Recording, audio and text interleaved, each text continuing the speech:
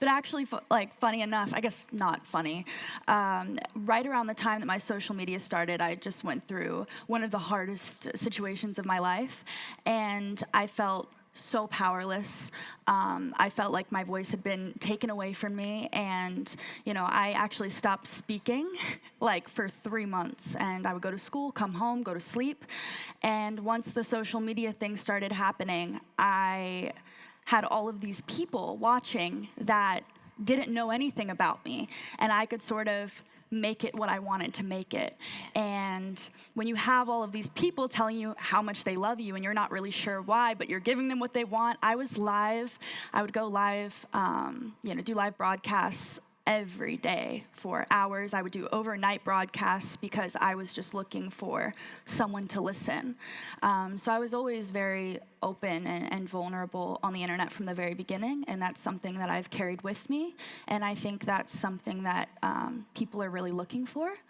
And that's how everything really started for me, and it's a really beautiful thing. And how do you turn that into a business? And I know you'll talk about this, but obviously you can be influential. A lot of people can love what you're saying, but you've built a very distinct brand around this. I know you're building a music career. So can you walk us through, because a lot of people do want to be influencers, and it's not just like, I want to be an influencer. Like, Can you talk a little bit about the pivot points where you thought, okay, here's what I say yes to, here's what I say no to?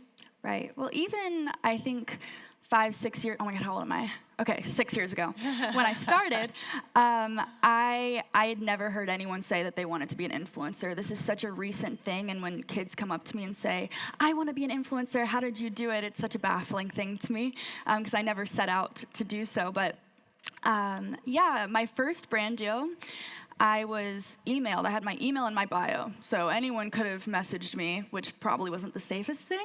But I got reached out to by Android, and they were like, we'll pay you a couple $100 if you post a video. And I ran to my parents, and I was like, Mom, I'm going to be rich and famous.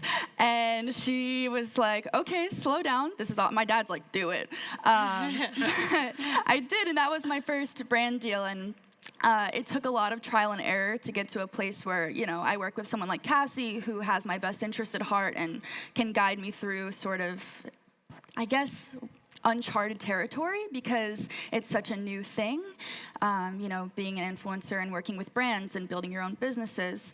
But I sort of just had my email open, and then I started making relationships with people, and I'm not very good at making relationships. I'm a very introverted person, so I was really grateful that I had the following to sort of, this is what I do.